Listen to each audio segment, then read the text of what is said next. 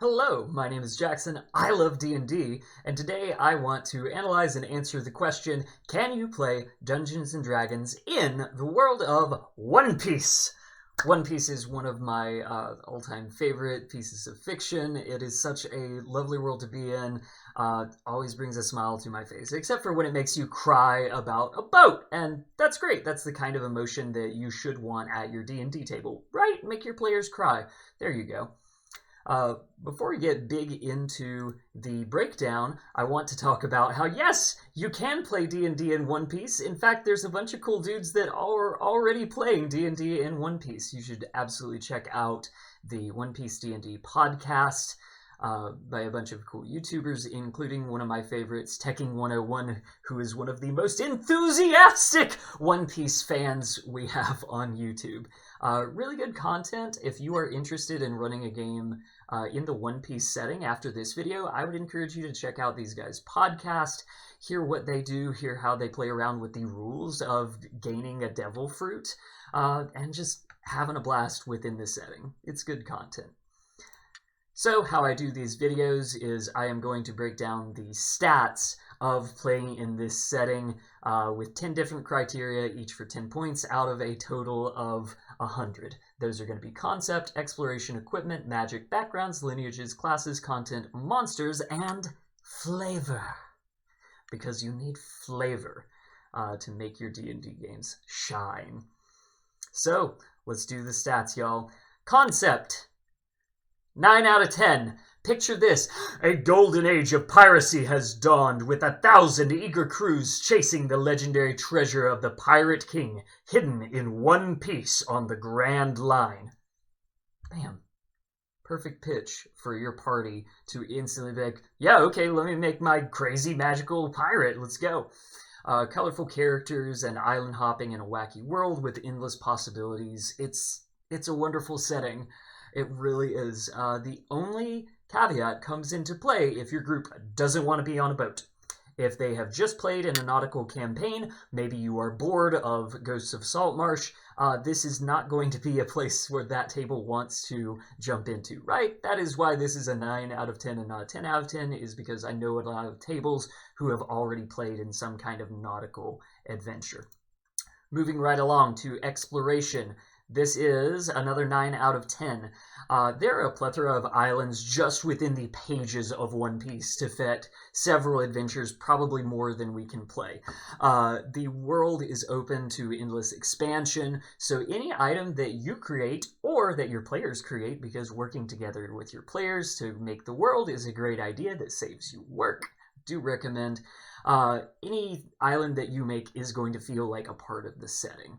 The best part is that the act of readying your ship and going sailing from place to place is a part of the journey.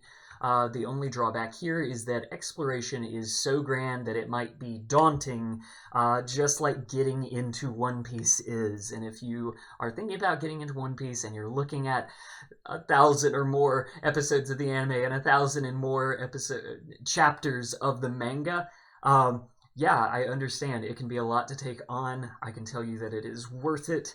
But just like in your D&D game, I could see an avid One Piece fan being like, oh boy, when we go to Alabasta, oh boy, do you have Sky Islands, DM? It can be a lot. So 9 out of 10, still very, very good aspect of this setting. Equipment. This is going to be an 8 out of 10. Custom gear, magic items, swords, and artifacts of legend are a part of the story. Picture handing a player the cursed sword Enma as an item card, or the party discovers a map to a poneglyph that starts up the next campaign.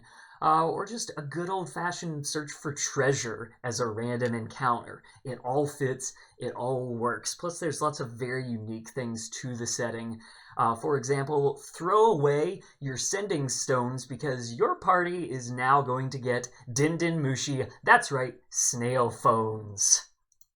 Next up, let's talk about the magic of One Piece and why I think this is an 11 out of 10. Devil fruits are not only a magical cursed item, but a perfect origin for a magical character, whether that is a player character or one of your NPCs. Beyond the fruits, which are iconic, you got hockey, you have dials, you have all kinds of innate powers coming from lineage.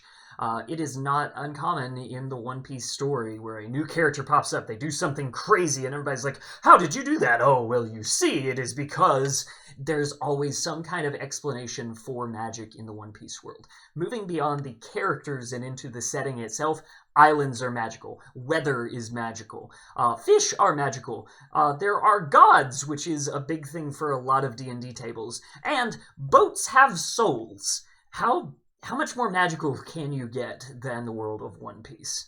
It's wonderful. The backgrounds, this is going to be a 10 out of 10.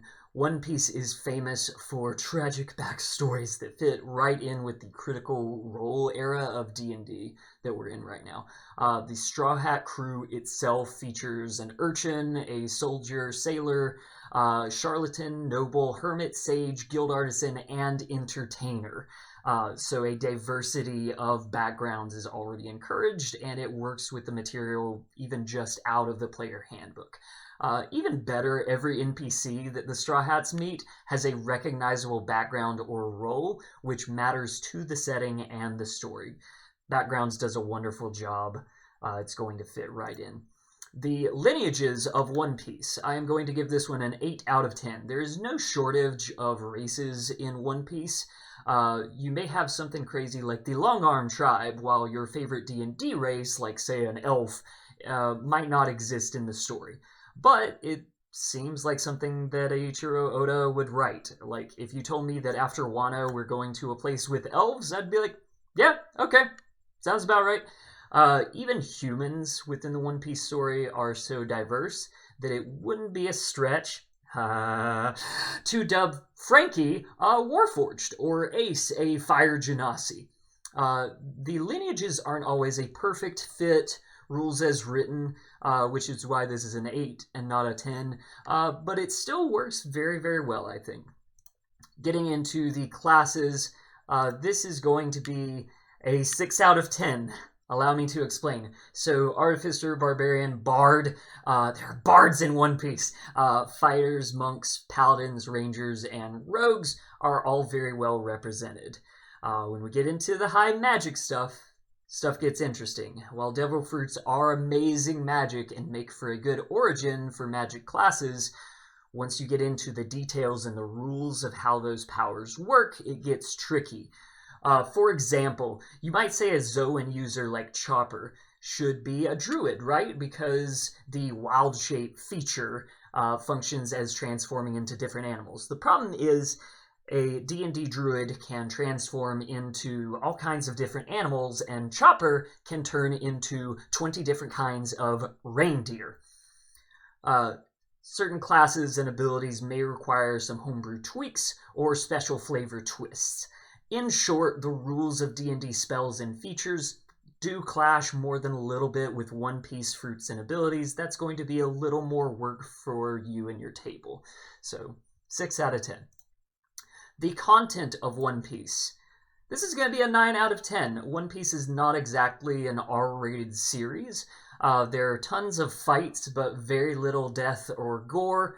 The setting does deal with outright racism of lineages like fishmen. So I would say you should check with your Triton or Simic hybrid player to see if that's a comfortable subject to play out in the game. Overall, One Piece can be as whimsical or as heavy as your table pleases, and it would probably do best when both sails are full speed ahead. Let's get into the monsters of One Piece. Y'all, it's my favorite. It's an 11 out of 10. Every enemy in One Piece is an opportunity for a unique fight, and that can easily carry over into your combat encounters, right?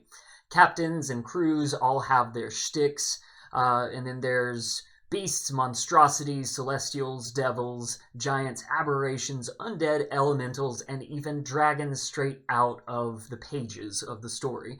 Almost anything in the monster manual could be a monster, an eccentric pirate, or someone who ate the eyeball fruit and can transform into a beholder.